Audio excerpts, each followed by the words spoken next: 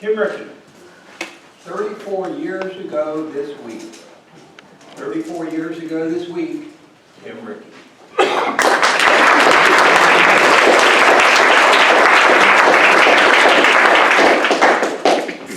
Bam! There's the bad guy on the ground. And my hero, Sky King, with his foot on his chest saying, Bart, you're going to jail for a long, long time. That was the picture on this little 12-inch Admiral black and white TV. Those were the days when cowboy heroes were all about. There was Roy Rogers, Sky King, and of course the Lone Ranger when I first learned classical music. Here he was on TV. Every Saturday morning you'd watch it. Couldn't wait to see that show.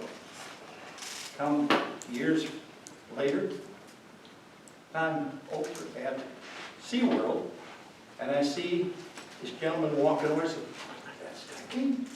He's with his wife, and she's just aglow walking with this man because she loved him so much.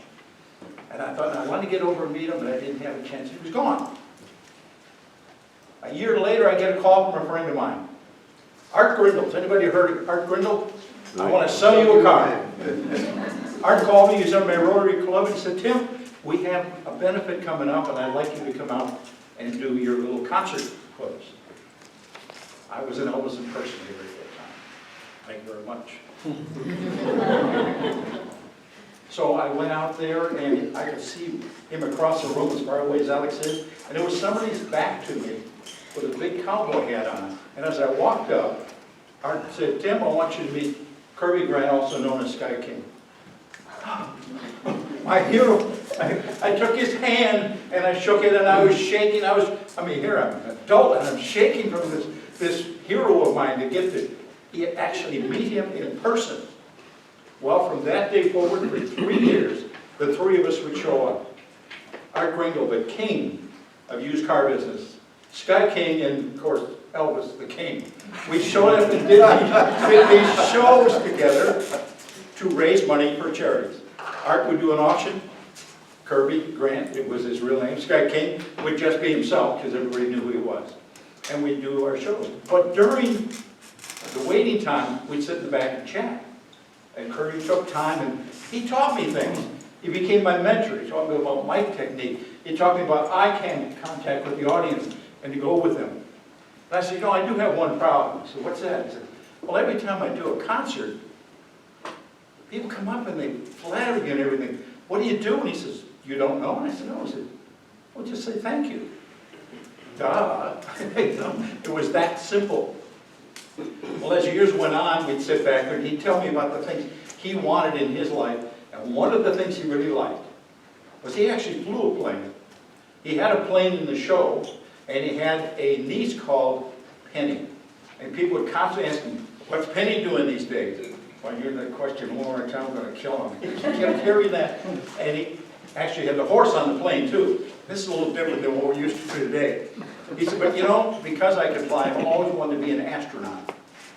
I wanted to fly in space, but I was born too early, turned too late, and I'm too old, so I can't do that. But I do get to go to the Cape every time there's a launch, and I get the VIP seat, just from that past history. Matter of fact, Tim, I'm going to one next month. Why don't you come along with me? Really? Wow, I'd love to. But I couldn't because I had my business. I had to be there early in the morning, and the launch was that morning. So I thanked him. I said, can I take a rain check? He said, sure. Well, that morning comes, and I go to the library, and then I realize, wait a minute, I'm missing the launch. I run outside the library, I look up to the sky, and I look, and there's smoke. 2 plumes of smoke in 2 different directions. Wow, something was terribly wrong. I hopped in my car, turned on the radio, and of course we all found out what happened. Well, that was a long afternoon. I went home that night, and I sat down in my chair, clicked on the TV. The announcer was covering the fact that nobody had survived. Then he said, and another sad note in the news today, the star of movies, radio and TV, Sky King, Kirby Grant, died in a car crash today. That devastated me. I fell back in my chair. tried to compose myself, but I was kind of lost in my own head. As I sat there, I thought, you know, I've lost a friend. I felt very sad, very down, very out. How do I get myself out of this? Then after a while it came to me, I said, you know, wait a minute here. What are you sad about? You got your cowboy here to be your mentor and your friend? How many people have that opportunity? And I also remembered what he told me about the secret of success.